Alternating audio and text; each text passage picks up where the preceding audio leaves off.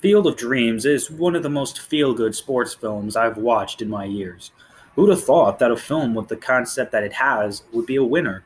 The big reason I watched this film is because I was introduced to it when a baseball game just recently had Kevin Costner as a special guest, and all the ball players enter through a corn farm past the outfield.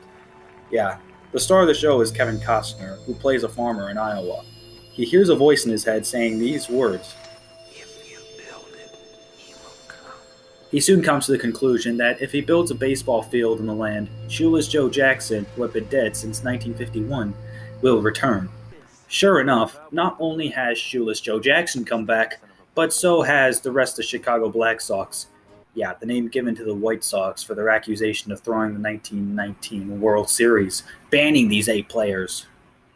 But of course, building the field is not enough. There's more to it than that, and the voice takes him to Boston so we can invite a controversial author, played by James Earl Jones, to a baseball game at Fenway Park, then comes across Archibald Moonlight Graham, which was Burt Lancaster's final acting role, in Minnesota, was right fielder for the team, but never went to bat, afterwards becoming a physician and died in 1972.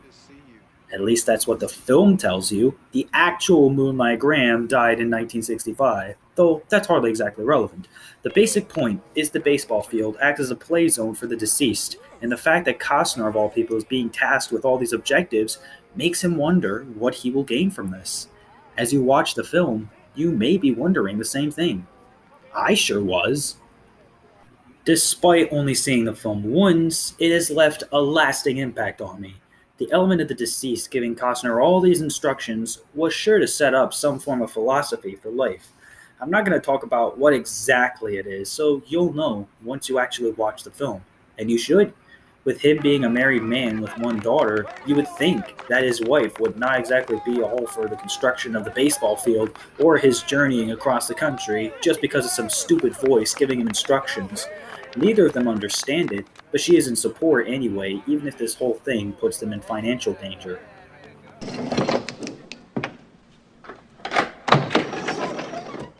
Who the hell are you? What I also love is how one of the major characters is an author who has Sir, my attracted name's controversy, Lancaster. pretty much a response to the treatment of other controversial authors like Harper Lee and Mark Twain for their display of racism. James Earl Jones' character is a recluse who has kept to himself since the backlash against him due to his novels being the target of book banning for its supposed lasciviousness. The scene where Costner's wife fights back against the conservative requesting the ban is one of the best in the whole movie.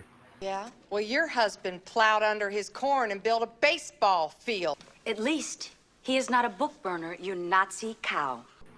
Jones' character is useful in that Costner is assured he is not the only one hearing that strange voice, but Costner would have to earn Jones' trust first, since they never really knew each other. Costner has read Jones' books, but hasn't actually met the man until now. The interesting thing is that even though the character praises baseball at the end of the movie, James Earl Jones hates baseball in real life, though he would later play another baseball enthusiast in The Sandlot. I could talk about this film for an hour or so, and compared to actually sitting down to watch it, I haven't really accomplished anything except recommend to people a well-constructed feel-good sports film.